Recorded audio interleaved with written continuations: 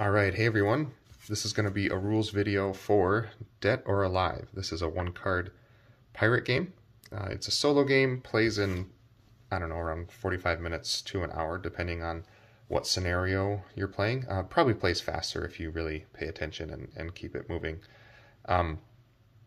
It's a one-card game. It can be played actually on a poker-sized card. What I have here is the jumbo-size card, which I believe I'll have both sizes available, but I'm going to use the jumbo card just so everything's easier for you guys to see. We're going to set up for the default scenario. There's about 8 scenarios to choose from. The default scenario is called Dead or Alive, just like the game, and what you have to do is you have to achieve leadership level 3, and I'll explain what that is, and you have to acquire 20 gold within 4 rounds. So if 4 rounds go by and you haven't hit those marks, then you lose the game. What you're going to be doing is sailing your little pirate ship around to different ports, different areas on the map, and you're going to be probably battling NPC ships. There's going to be merchants on the board, there's going to be navy ships on the board, and you're going to defeat merchants to steal their gold and take their cargo, and then you're also going to probably be trading as well. You're going to buy goods in one port for hopefully a discount, and then you can sell them at another port, either at regular price or at the in-demand price. And all that is going to get you more gold, and gold does a number of things for you.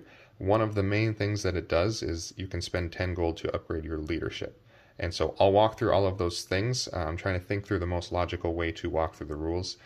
And what I'll probably do is give you an overview of the card, and then we'll get into the different systems in the game.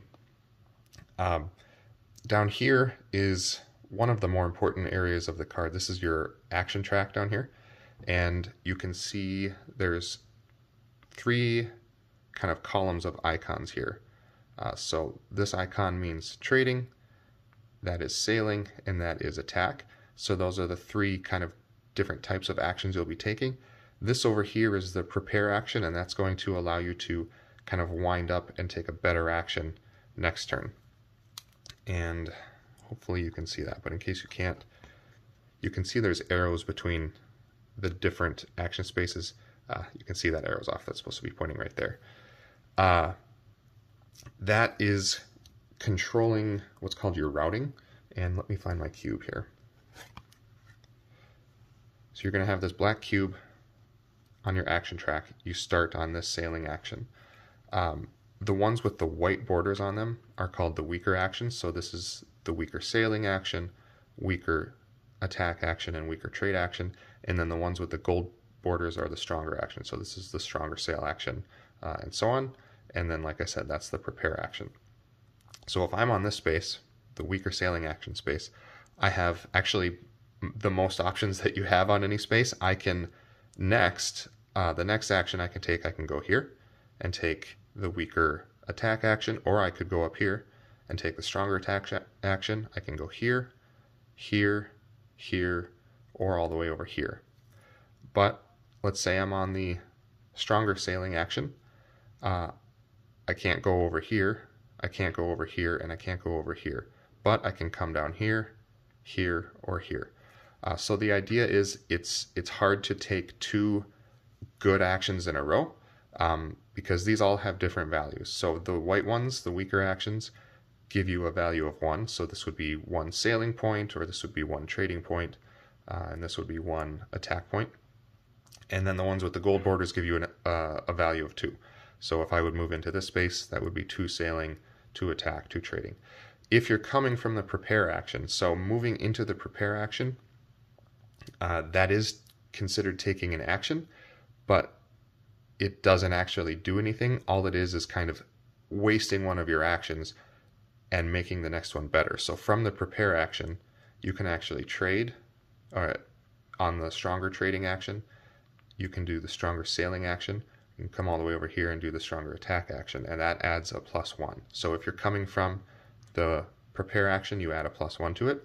So normally, if I would move, say, from here to here, the stronger sailing action would give me 2 sailing points. If I'm coming from the prepare action to the stronger sailing action, that actually gives me 3 points. You get 2 actions per turn, and then after you go, the NPC ships will go, the non-playing character ships, and then that's considered 1 round. So then you start the next round, and then you take a turn, NPCs take a turn, and you repeat that until the game's over. Either you win or you run out of time. A few more concepts about the board. Let's look at the things that you're tracking first. So along the sides, you're going to be tracking things using dice. You can see there's a treasure chest there. This indicates that this is going to be where you track your gold. So we're going to have a die over here. We actually start with 5 gold, and if we have more than 6, we end up moving it here. So let's say, I don't know, let's say I have 7 gold. This has a +6 here. So that means 6 + 1 is 7, and so I know I have 7 gold. And you can track all the way up to 30 gold, because you're 24 plus the 6 from your die. But we're going to start with 5 gold. I guess I'm getting into setup here as well. Over here is how you track what cargo you have on board, or your goods. You can see these are in a specific order, and that's going to matter because we're going to be rolling dice to see which goods are discounted at the port that you're at. So this is rum, sugar, bananas, rice, and coffee. And to track, let's say I have 2 sugar, I would put a 2 next to the sugar space there. You can hold up to 7 goods total. Doesn't matter, you can mix and match and have different values of each.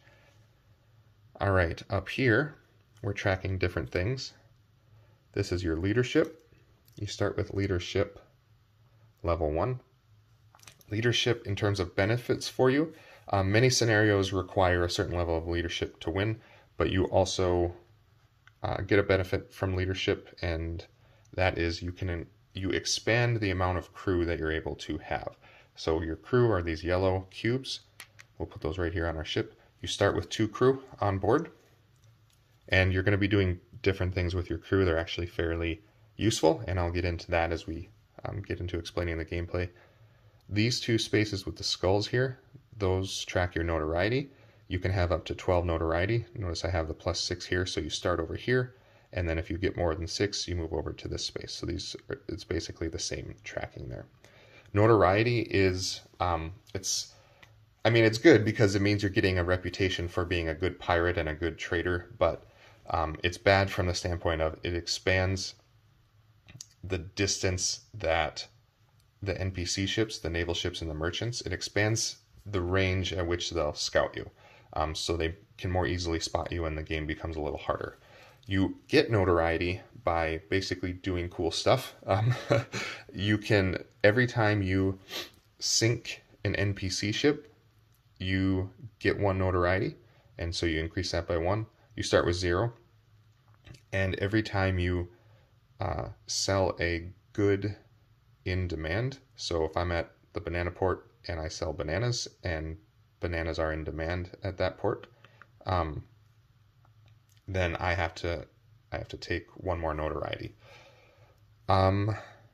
This is XP, this space over here. You start the game with 0 XP. XP is, you earn it by doing other cool stuff. So basically whenever you do an action that gives you a value of 3 points or more, so if I was over here on the prepare space, and then I, let's say, took the stronger trading action, that gave me 3 trading points, and since my action had a value of 3 or more, then I would increase my XP by 1. You can have up to 6 XP, and what you're going to be spending XP on, and I'll get more into this when I get to combat, is the different terrain types on the map have different values, and you can boost your attacks in those spaces based on what, well, it's not terrain, it's called a sea state, but it's basically terrain. Based on the terrain type, you can spend XP, so if I'm in calm seas, which is what this is called, I can just spend 2 XP to do +1 attack. Or, if I had 6 XP to spend, I could actually do that 3 times and add up to +3 attack. This is my reference card that we'll be using to help us in some of the things in the game. Okay, I think that explains everything around the outside. Let's get into the main area of the card, which is the map.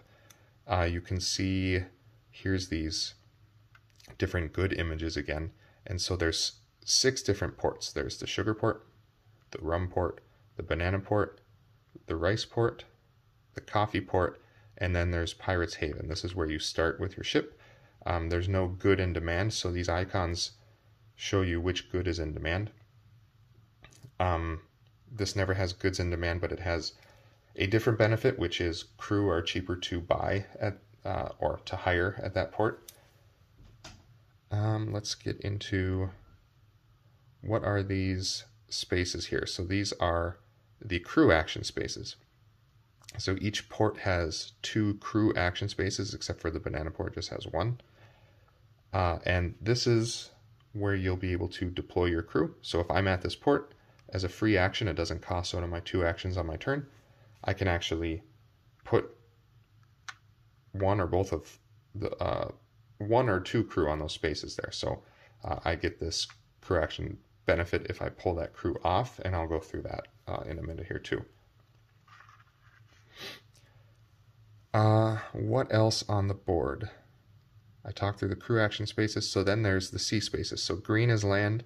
You can't move into a land space, but you can move into a port land space. That's the only exception. All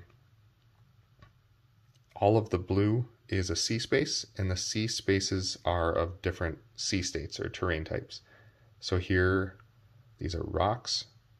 If there's nothing in there, it's calm seas. That's fog, and that is a current. And the current direction is going to be important for when you come around to spend your XP. It doesn't really matter which direction these lines are facing from the standpoint of like just, are these going north and south or east and west? It more so matters from which direction did you come into that space, and so I'll get into that. But if I'm going with these wavy lines, say I move from here to here, that's considered with the current. If I do any other, like if I go from here to here and I'm not moving with the lines, that's considered a cross current. These 2 are, I forget what it's called. It's tumultuous seas or something. It just costs more to move into those spaces. So normally any one of these light blue spaces you can move into for 1 movement point. But these 2 spaces here, those are they're rough seas, and so they're harder to navigate, and so it costs, say I wanted to move from here to here, that would cost me 2 movement points. You can see that this crew action space doesn't really have a home, so it's kind of intruding and takes over these, and so you just have to squeeze your pieces in there when it comes to that one. Okay, I think we are familiar with the board. Why don't we continue with setup? So you use a black die for tracking your ship. The die's value is your ship's HP. If this ever gets down to 0, you lose the game. Your maximum HP is 5 at the start of the game. There's a way to increase that I'll talk about by if you commandeer a naval vessel, then you get an upgraded ship, which is on the back of the card. And that increases a few things, but one of those is your HP can go up to 6. But for starters, your ship can only have 5 HP. We'll seed the board now with our merchants and our naval ships. So to make it faster, it's kind of nice to just set your die values right away. So these blue ones are your merchants, there's 3, and then the red ones are your naval ships, and there's 2. And they are values 2, 3, 4 for the naval ships, or I'm sorry, for the merchant ships, and then 5 and 6 for the naval ships. I'm going to roll a die to see which port we're going to start on for seeding the board. I got a 2. And so these ports have numbers. It starts with the sugar port in the top left, 1, 2, and it works its way down, 3, 4, 5, 6. You won't seed NPCs near Pirate's Haven, so if you roll a 6, you just re-roll. But I rolled a 2, so that means I'm going to put the lowest value merchant, which is the 2 value merchant, on a C space of my choosing, adjacent to the number 2 port. There's only one C space available for that one, so I'm going to put it there. Then you go every other, so I'm going to put the first naval ship out on the next, on a C space on the number 3 port, which is the banana port. I'm going to put him up there so he's further away from me. Okay, next is the 3 value merchant. I'm going to put that one as close to me as it can go, but still adjacent to that rice port. Then the next naval ship. I don't really have a choice. That's about as close to me as each one of those is about the same distance from me, so I'll just have to keep an eye on that one. And then I loop back around and I come back up to this one, and I'm going to put that one there. Okay, actually, we have our leadership set. I'm going to make sure we don't have any XP. We have our 5 gold. I'm going to start with our black cube on the weaker sailing action. We have our 2 crew on board, and now we just need to put our round tracking cube, so I'm going to use one of the green ones. And you put this cube next to the 4 corners, so in round 1 we're going to do 6 turns. In this corner we'll tick that up, after the first round we'll tick that up and we'll get into round 2.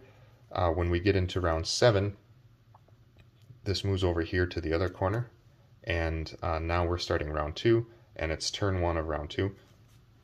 When we'll go through 7 turns there, or 7, yeah, we'll go through 7 turns there, and then we'll move down here, and then the 4th round is down here. And so once we go through 6 turns in the 4 rounds, the game is over. So we'll keep this supply over here. These are the crew that are potentially available, and these black dice will be used for tracking like our notoriety, our XP, and different cargo. Alright, so let's get into talking gameplay. You have a few different actions available, and luckily I've talked through many of those already. These down here on your action track are considered main actions. Those cost an action point to do. So just as an example, I'm right here in this port. I could from here sail 2.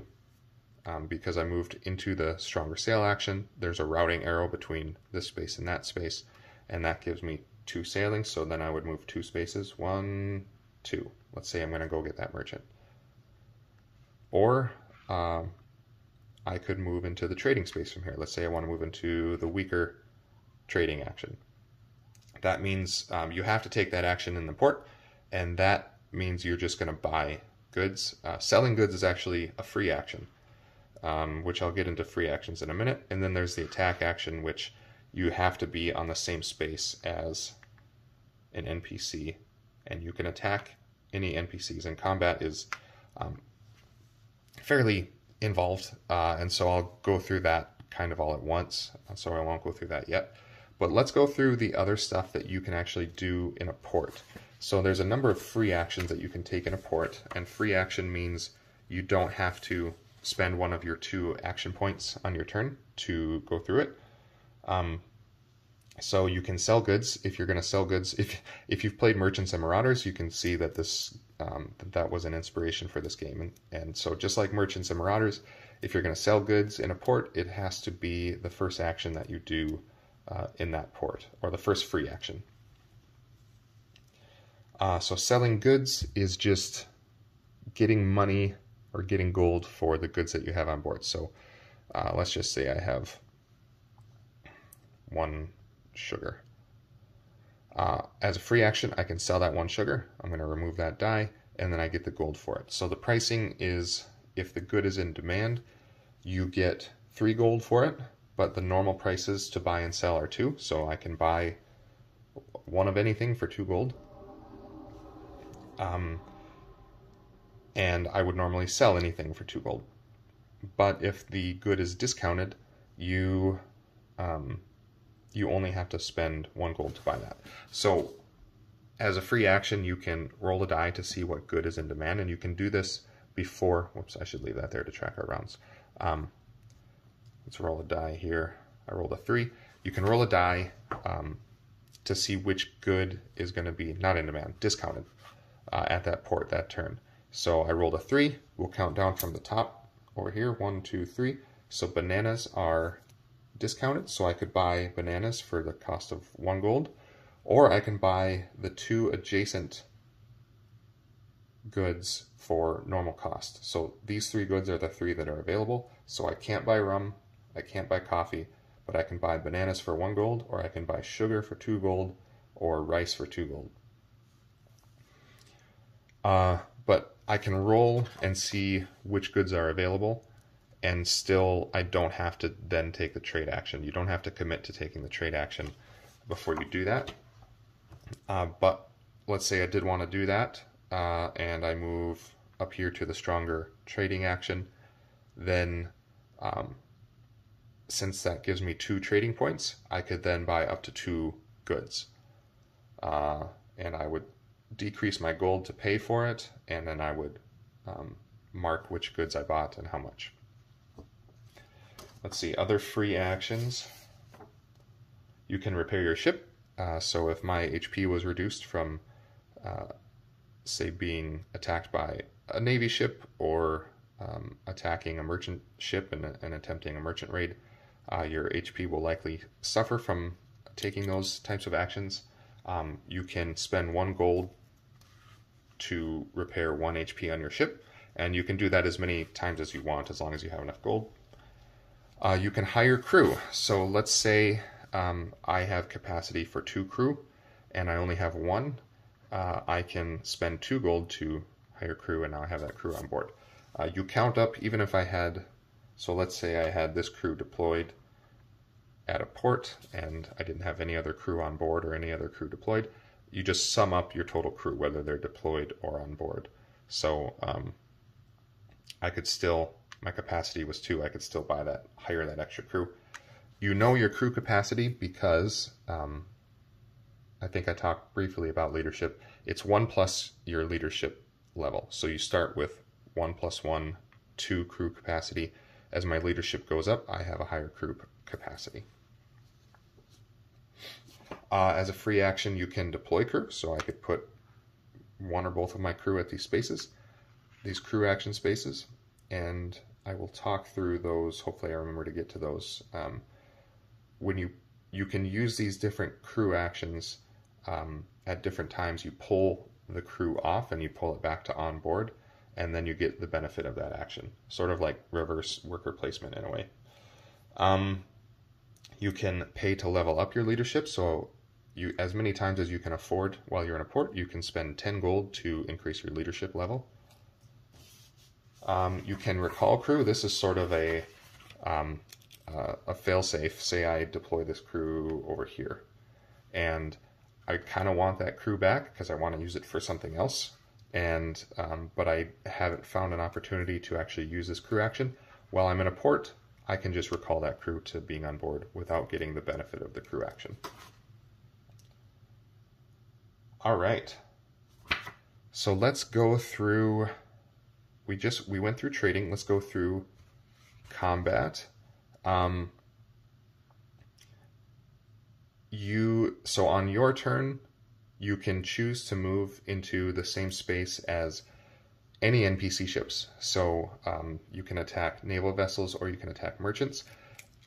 There's only, I mean, it depends on what your strategy is. You don't get any gold and you don't get any other benefits from attacking the Navy ships, other than if you are successful in a boarding combat of a Navy ship, then you get that upgraded ship. So let me show you. It's cool, and you kind of, I mean, it's so tempting to go for it. This is your starting ship, and then on the back of the card, you have this upgraded ship, and you get this if you successfully board a naval ship. And what this ship has is just stronger action. So these gold arrows between the routes, but the routing arrows between the different actions, it means you add +1. So you just get used to, the weaker sailing action typically gives you 2 instead of 1, and this one typically gives you 3 instead of 2, and then with the prepare action you can get all the way up to 4 just with your main action routing.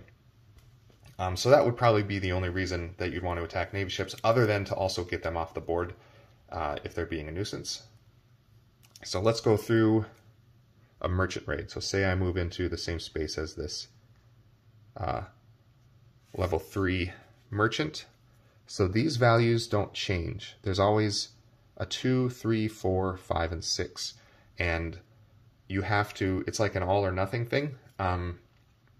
So you don't have like persistent damage on this. Like if I would attack this merchant for 2, and it wouldn't reduce its HP down to 1 and continue sailing around after an attack, unless if you win the attack, if it's a victory, you take that die off the board for the rest of the round, and then if you lose, it stays there, and it doesn't lose any HP. So on the reference card, there's this handy chart of the different values. So we'll go through the boarding HP in a minute, but you can see merchants are 2, 3, and 4 HP. Navy ships are 5 and 6. We won't talk scouting yet. We'll talk that when I go through the NPC turns. We won't talk sailing yet. So the response attack, this is if you attack them, and so I'll talk about that. The response attack is 1/2 HP rounded up for both Navy ships and merchants. So the response attack, or what this ship would hit me back for when I attack it, if it's not a complete victory, is 2, because 1/2 of 3 rounded up would be 2. The aggressor attack is for the NPC turn, so I won't go through that yet. The gold reward. So if this is just a normal combat, and I'm not trying a boarding combat, which I'll talk through in a second, you get the gold reward from the merchant vessel. Navy ships don't offer any gold, so yeah, there's no, like I said, there's fewer reasons to attack the Navy ships. So if I would defeat this merchant vessel, I would get 3 gold, and I would increase my gold by 3. And then the cargo is only for the boarding combat. So there's normal combat and there's boarding combat, and you get to choose which one you're doing. So, I mean, at any time while I'm attacking this, I move into the space, and then I can kind of crunch the numbers, and I could say, okay, I'd rather do a boarding combat than a normal combat, or I'd rather do a normal combat. The normal combat means you just use the face value of the HP for all of the different values. So, like I said, this would give me 3 gold. This merchant vessel has 3 HP. And it would have a response attack. It would hit me back for 1/2 HP rounded up. So you're spending attack points, going back to your action track down here. So there's complete victories and there's narrow victories against merchant vessels. If you're attacking a merchant, a complete victory is if you reach their HP or in excess of their HP. So if I got to 3 attack points, that would be a complete victory. In that case, I'd get the benefits of the combat, so I would take the gold, I'd take the 3 gold, but I wouldn't have to suffer their response attack because it was like a decisive victory. So that would be like the best outcome of a normal combat is a decisive victory where I get the gold, but they don't hit me back. You can also get what's called a narrow victory. So it's still considered a victory, but they were able to hit you back, and the battle was just a little more, there was more to the battle than you were hoping for. So if I get at least half of the merchant vessel's HP rounded up, so for this one it would be 2. If I get to at least 2, but not 3, not the full HP, that's considered a narrow victory. And so I still get the gold, but I have to take the vessel's response attack, and so I would reduce my HP by 2. So let's just take this one for example. If I attacked that one and I got at least 2 attack points against it, that would at least be a narrow victory. So I would take its 2 attack, but I would get its 4 gold. You can see that's a little bit of a better deal because of the rounding than this 3 value. All right, so you can also decide that you want to do what's called a boarding combat. And a boarding combat is more difficult to pull off. And how that is reflected is you have to add +2 to the HP of the ship. And so let's say I move in and I crunch the numbers and I'm like, okay, I want to do a boarding combat against this merchant vessel. That means I'm actually dealing with a ship with an HP of 5. So I would want to get to at least 3 for the narrow victory, or I could get to 5 or more for the decisive victory. And again, you're doing that, you're getting your attack points by doing these attack actions. So if I'm just going to use, if I'm not using the benefit of crew actions, which I'll talk through later, if I'm just going to use these, my action spaces down here, I can move into here, that gives me 1 action point, or say I could move from here to here, that gives me 2, attack point. That gives me 2 attack points. Or if I'm coming from the prepare action and I go to the attack, that's 2 + 1 is 3, so I would get 3 attack points. So let's say I did that. Let's say this, I wanted to try a boarding combat and I was on the prepare space somehow. That would be unlikely because I would have had to move in and attack. But let's say I did that somehow. So I want a boarding combat. The ship's HP is 5. I was able to get 3 attack points, which is a narrow victory because 3 is half its HP rounded up. So I actually won that battle, but I have to take the response attack. And so its new HP is 5. So we're going to calculate our results based on those values. So the response attack is going to be 3, so my ship's going to take 3 damage. But since its HP is now 5, I would get 5 gold because I attempted the boarding combat and I get these higher values. And in addition, in a boarding combat against a merchant vessel, you also get some cargo. And that's equal to half its HP rounded up, so the same as its attack. And how you check what cargo it was carrying, you roll a die. I rolled a 3, so that means it was carrying 1, 2, 3. It was carrying bananas, so I get to take those bananas, and I get to take how many bananas? Half the HP rounded up. So the boarding combat's HP was 5, so that means I get 3 bananas. All right, and remember, if you sink a ship, you have to take a notoriety point. And so I would increase my notoriety by 1, and I would take this off the board. At the start of the next round, you refresh all defeated NPCs, and you simply roll a die to see which port, so let's say the next round started, I rolled a 2, I would put the 3 value naval vessel next to the number 2 port. So we start here, the sugar port is 1, rum port is 2. I would find a space over here to put it next to that rum port. Okay, so that's if you win. If you lose, you have to take their response attack, and then the ship stays on the board. So the merchant vessel would try to get away from me next turn, and I'll talk about the NPC turn in a minute. Okay, let's just talk combat against a naval vessel real quick. Unlike if you're attacking a merchant ship, there's no narrow victories against a navy ship. They're aggressive and they go down fighting.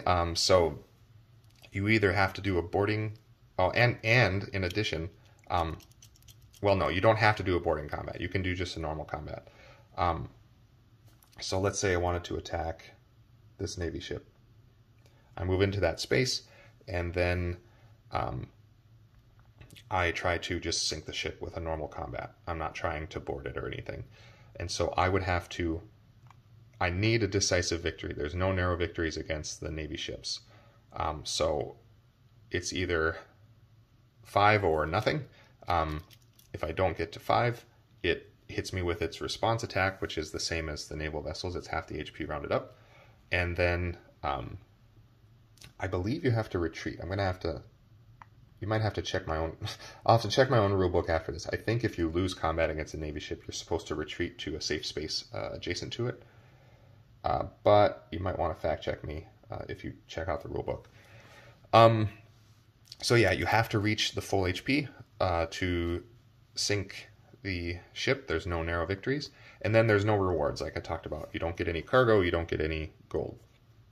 But if you attempt a boarding combat against the naval ship, which adds +2 to the HP, so this HP would be 7 if I attempted a boarding combat. If you can somehow pull that off and get to 7 attack points, then like I said, you get to flip the card.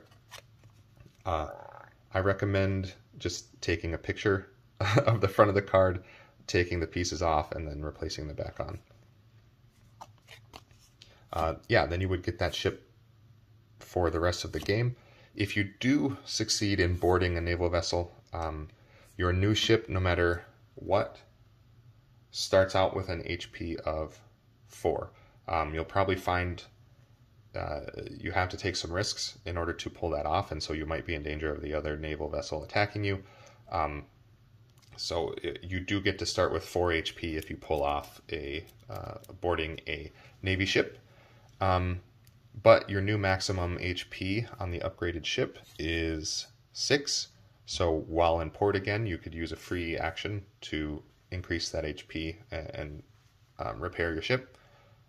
And instead of a maximum of 7 cargo on board, you can now hold 10 cargo on board. In addition to the, like I said, the gold arrows on the action track that give you a +1. Okay, let's talk about probably crew actions and XP next. So, like I said, the XP, you get that for doing cool actions. So if you do at least a value of 3 for the action, then you get to tick up your XP. You can spend XP, and we'll look at our reference card, to boost your attack actions based on the terrain you're in. So let's again look at the board here. So if the battle is taking place on, I don't know, let's pretend that this naval or this merchant ship was right there. It's on a rock space, and I moved in and attacked. We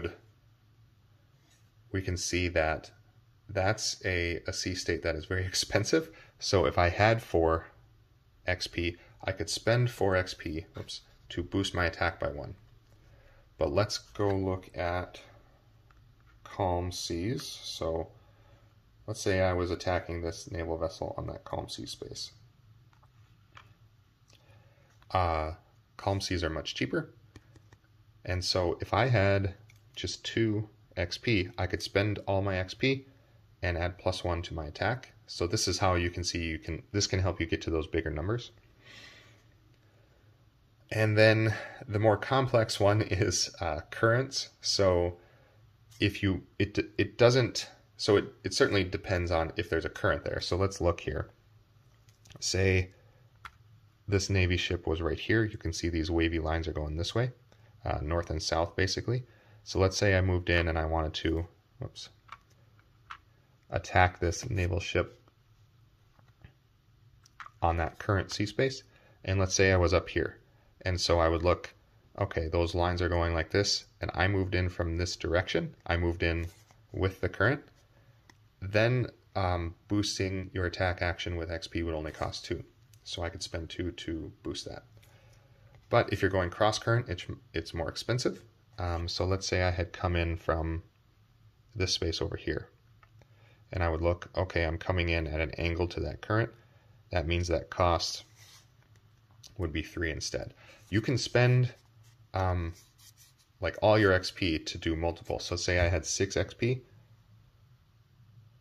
Depending on what type of sea state we're dealing with, I mean, if you're going with the current or if you have a calm sea, you could get up to 3 +3 attack points in that combat if you spent all 6 of your XP.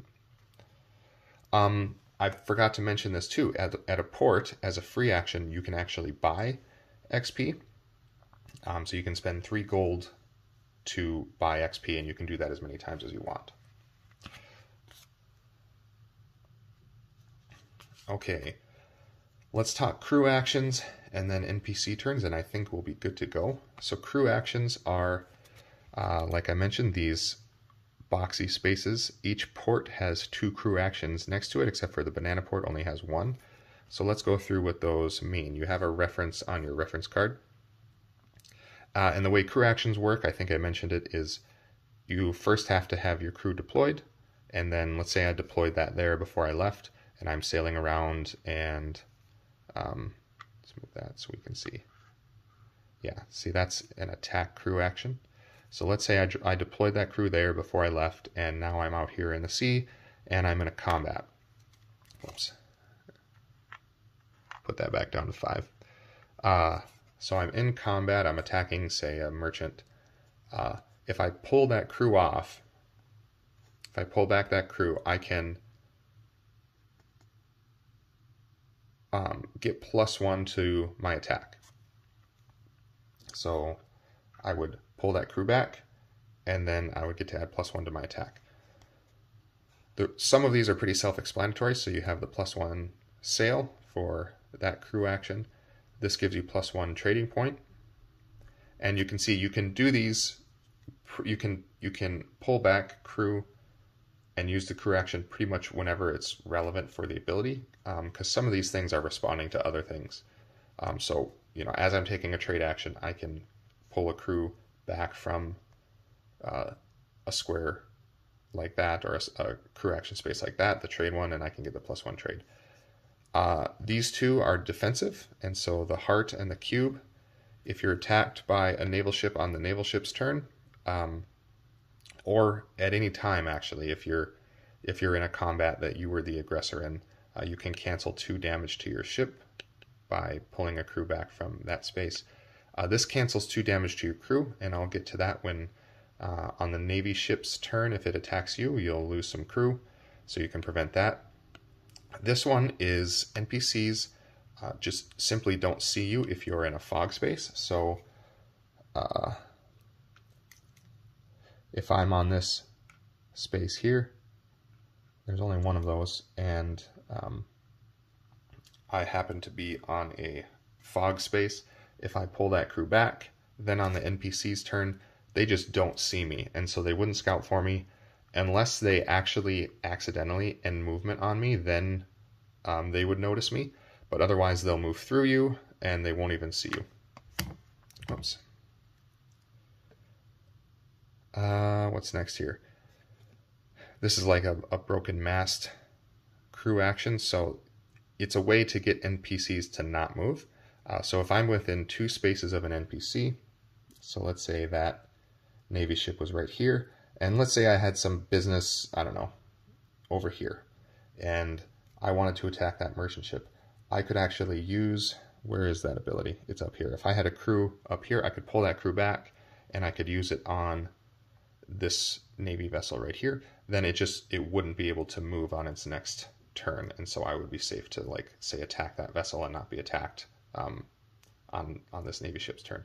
Or let's say I'm chasing down a merchant, and it's annoying that it wants to keep running away from me. I can, one smart play might be I can move into the same space, and if that merchant ship activates on its turn, it's going to want to run away from me, and that costs me another action to move. And so let's say I move into that space and I want to instead do the prepare action. I stay there and I use this ability. That merchant ship will not move on its next turn, and then I can do my thing. I can just attack right away. All right, what else? Oh, so this is another powerful crew action, and that is at the banana port. If you pull back that crew, you can immediately move your action cube, this is your action cube, to the prepare space. So if I'm out here doing things, I can pull that crew back and move it right here. That doesn't cost an action, and then I can do the more powerful, stronger actions from there. Okay, so those are crew actions. Crew can be in two states, I guess. They can be deployed or they can be on board. And it's important to know how many crew you have on board, because you don't just get to grab as many crew as you can have. If I happen to lose crew, or if I upgrade my leadership and my crew capacity becomes larger, you don't just automatically get those crew. You have to pay the 2 gold as a free action in a port to hire crew. Okay, let's get to the NPC turn. So on the NPC turn, we will activate the Navy ships first, and then the merchant ships. You only ever activate 1 Navy ship, no matter how many are on the board, and you only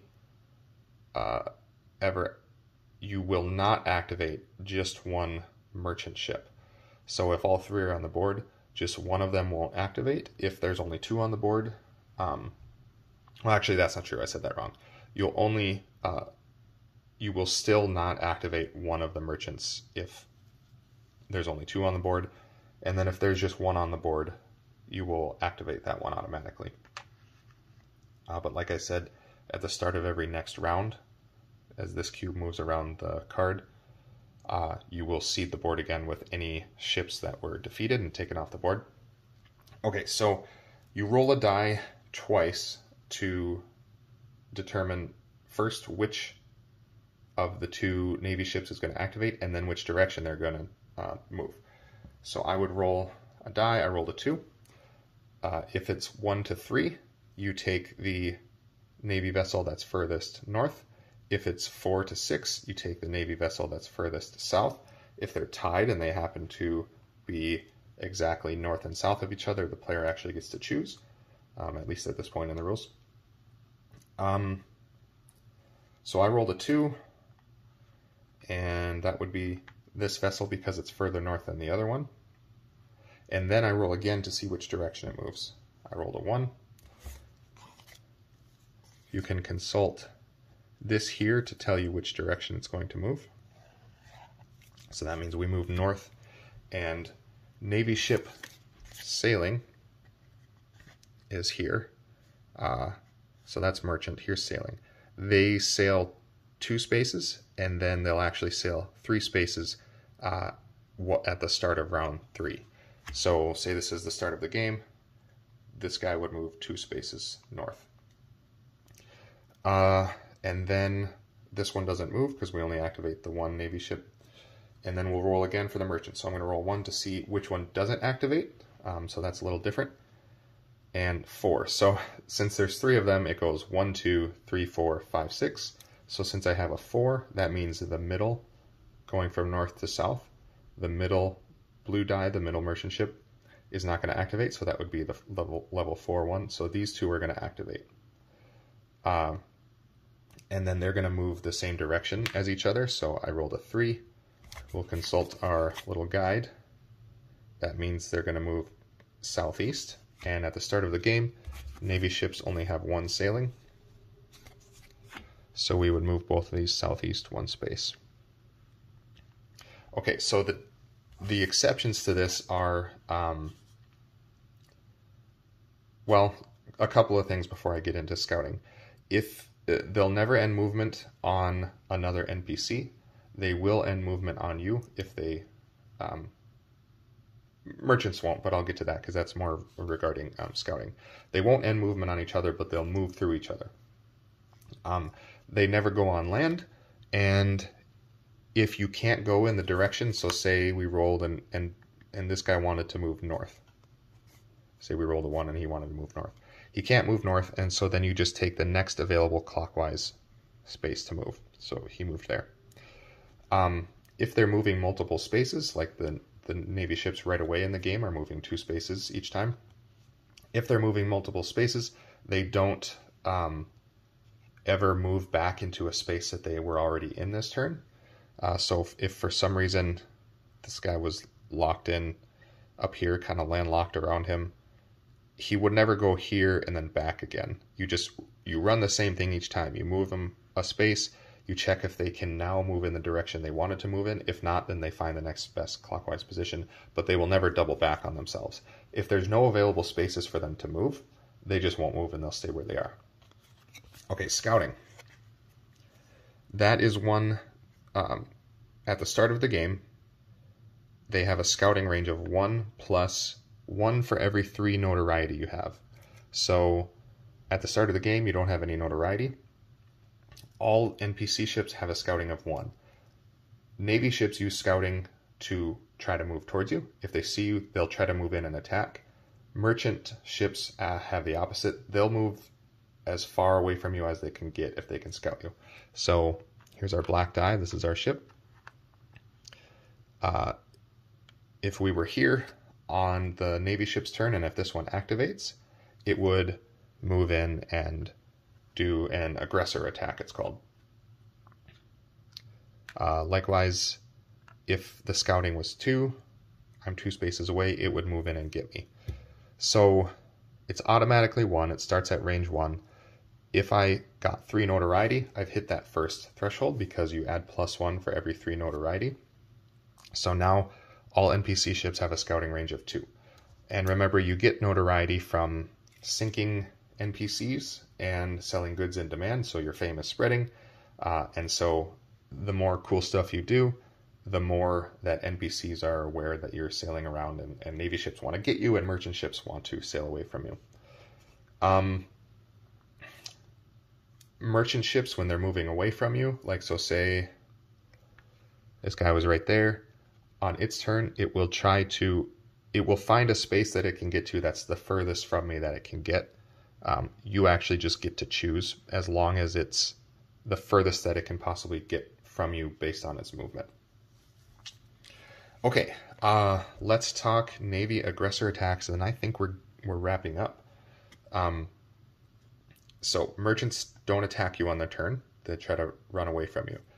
But Navy vessels will, and their attack and damage they do to your crew is standard. So, say this guy moved in on his turn because I was out there just asking to be attacked by the Navy ship.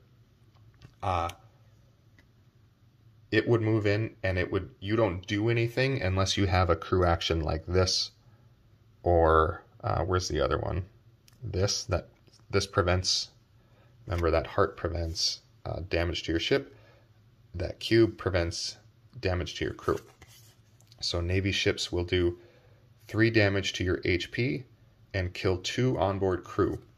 And this is where the importance of the distinction between onboard and deployed crew makes a difference. So this Navy ship moved in. I don't have any crew actions that can help me, so it just gets to carry out its aggressor attack.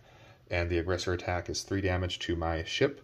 So I would reduce my HP from 5 down to 2. And then it would also kill 2 of my onboard crew. Well, I have 2 crew on board. It would kill both of those. And luckily I survived. On my turn, I can sail away. I'd probably go hit this banana port and see if I have enough gold to heal up and hire more crew. So those crew are gone now. I don't just get them back automatically, but I can hire crew again up to my capacity for a cost of 2 each as a free action in a port. If you don't have enough onboard crew, or you don't have enough HP to take the hit, so let's say this was my status. I was at 2 HP. The Navy ship moved in. It would hit me for 3 damage. That right there kills me, and the game is over because I only have 2 HP. Even if I had 3 damage, if he takes me to 0, I'm done. So let's just say I had 4. Let's say I had 4 HP, and one of my crew was deployed, let's say, on that trading crew action space up there. The Navy ship would do the 3 damage to me, which would take me down to 1, but more importantly, I only have 1 crew on board. And so it kills 2 onboard crew. It would kill that crew, and it wants to kill another crew, but it can't, and then I would lose the game. So it can kill all your crew as long as it doesn't want to do any more damage. So it can kill 2 of my crew there, and I could still survive and live to fight another day. But if I don't have any crew on board, or I don't have enough crew on board, it will kill what's there, and if it wants to kill more, you lose the game. That's different than HP. It can take me down to, as long as it takes me down to 0, it doesn't have to take me past 0. On HP, if it attacks me and it takes me down to 0, then I lose the game. You know what? I think we got through all the rules. I thought that would be a fairly lengthy teach, but I think we got through it. If you have questions, leave it in a comment. But otherwise, I'll try to drop some helpful links. And yeah, I'll try to keep those updated. There's a work in progress page up right now, but I'll link to the actual game page and some other helpful links when we get that far. So thanks for watching, everybody.